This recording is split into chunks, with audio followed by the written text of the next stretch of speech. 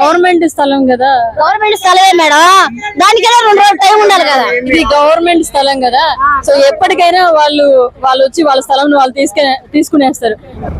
ఇప్పుడు నైట్ చెప్పారు, ఉదయం తీసేసారు, మేమేం చేయాలా?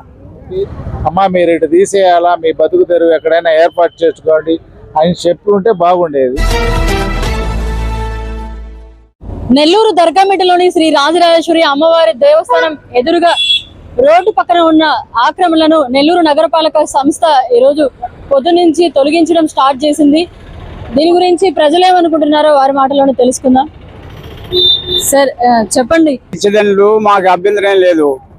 ఒక్కసారి చెప్పకుండా రాత్రి 9 గంటలకు చెప్పి పొద్దున 11 గంటలకి ఖాళీ చేయమని చెప్పారు. అది మాకు చాలా కష్టంగానే ఉంది.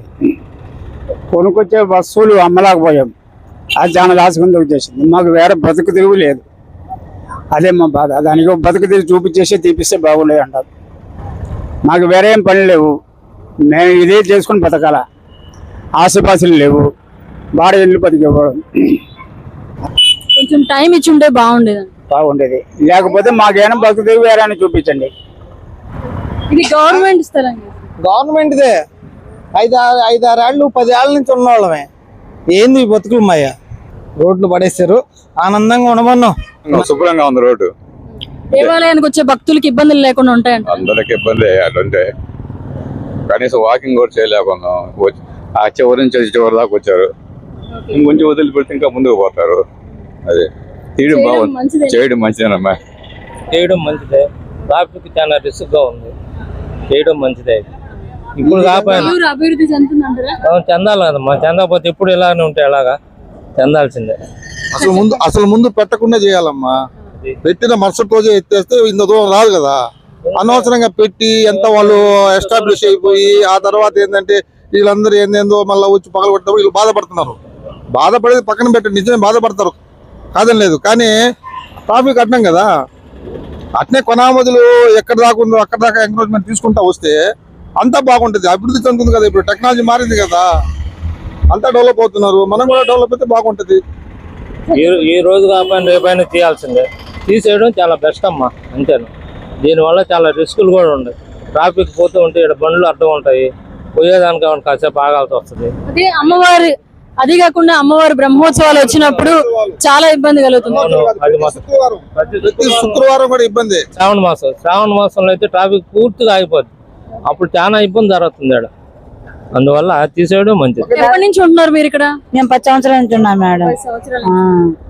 సో ఎవరి దగ్గర మీరే ఫస్ట్ నుంచి ఇక్కడ ఉంటున్నారా, లేకపోతే ఎవరి దగ్గర నుంచి అయినా బాడుకు తీసుకుంటున్నారా? బాడికి అంటే కాదు, వేరే వాళ్ళు తీసుకున్నారు, వాళ్ళ దగ్గర నుంచి మేము ఎంతో కొంత నాటిగా కొనుక్కున్నాం మేడం. అటుగా రాత్రి 9 గంటలకు వచ్చి చెప్పి ఇప్పుడు నిద్రలేసేలుగా పని చేశారు, సడన్ గా చేశారు. రోడ్ ఎక్స్టెన్షన్ కోసం అమ్మవారి బ్రహ్మోత్సవాలు కావచ్చు, లేకపోతే ముందు ఇంకా మంచి కార్యక్రమాల కోసం రోడ్ ఎక్స్టెన్షన్ చేయడానికి వాళ్ళు ఇలా ఈ నిర్ణయం తీసుకున్నారు. సో మనదే తప్పు కదా, అన్ని తీయాలి కదా మేడం. మా ఏ నుంచి కోసం వరకు తీస్తే చెప్పండి. ప్రతి ఒక్కటి అక్కడ నుంచి స్టార్ట్ అయింది, ఎండింగ్ వరకు వస్తుంది ఖచ్చితంగా.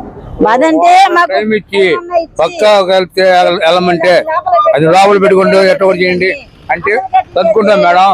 ఇది వదాం చేస్తే పెట్టుకున్న పెట్టుబడులు ఏం చేయాలా, పుళ్ళు సరుకులు తెచ్చుకున్న వాళ్ళు ఏం చేయాలా, ఎంత ఓటు మీద బతుకోవాలి కదా.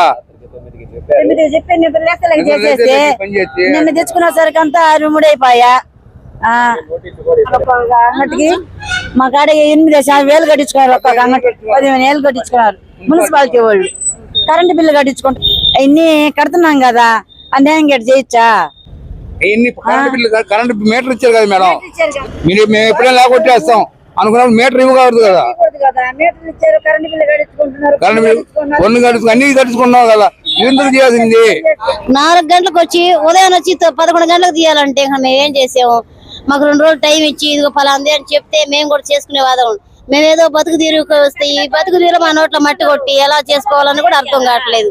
మాది కూరగాయల షాప్ మేడం. 12 సంవత్సరాల నుంచి అంగడి ఇక్కడే పెట్టున్నాం మేడం.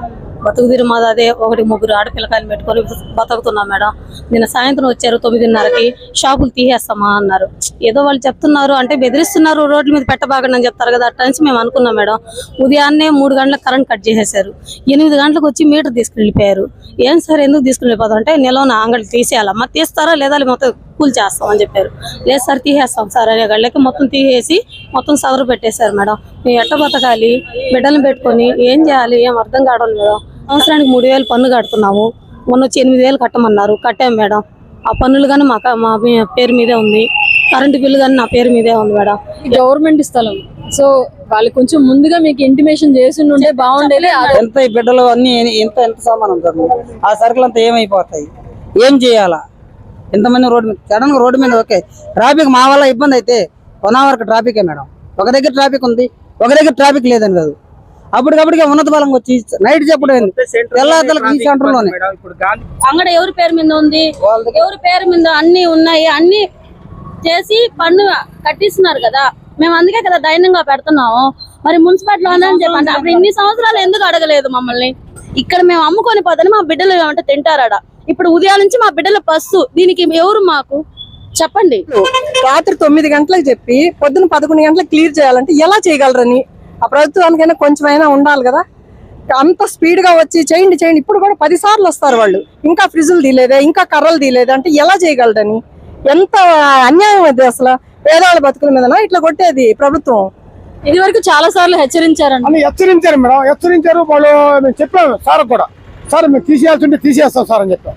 ఇప్పుడు రాత్రి చెప్పారు కదా, 9 చెప్పారు. ఉదయాన్నే ఖాళీ చేయాలంటే ఏ విధంగా ఖాళీ చేయాలి మేడం? బజార్లో అప్పు, ఇటు అంగడి మీద అప్పు చేసి అప్పు కట్టాం, అంగడిలో కట్టుకున్నాం, రేకులు వేసుకున్నాం. మేము రేకులు వేసాం కదా, అప్పుడైనా వచ్చి మీరు రేకులు ఎట్టేస్తున్నారు, మున్సిపాలిటీ స్థలం తీసేస్తాం అని చెప్పాలి కదా. అప్పుడు కూడా చెప్పాలి. రాత్రి 11 గంటలకు వచ్చి చెప్పారంట. మరి వీళ్ళు సర్దుకునే లోపల ఆల్రెడీ జేసీబీలు అన్ని వచ్చేసా. ఏం చేస్తారు, ఏం చేయలేదు. నోటీసులు ముందుగా ఇచ్చిండే బాగుండేది. నోటీస్ ఇవ్వాలా, ఒక్కరిది కాదు కదండి, ఇంతమంది బతుకుతారు. ఒక్కొక్క అంగడి కాడ 10 మంది పని. ఇప్పుడు మా దగ్గర 15 మంది పని చేస్తారు. వాళ్ళ నోటు కాడ కూడిపోయి అది మీ కాదా సార్? ఇప్పుడు ఈ ఆక్రమణలు తొలగిస్తున్నారు కదా, ఎలా అనిపిస్తుంది? మరిన్ని అప్డేట్స్ కోసం మన HN9 టీవీ ఛానల్ ని సబ్స్క్రైబ్ చేసుకోండి.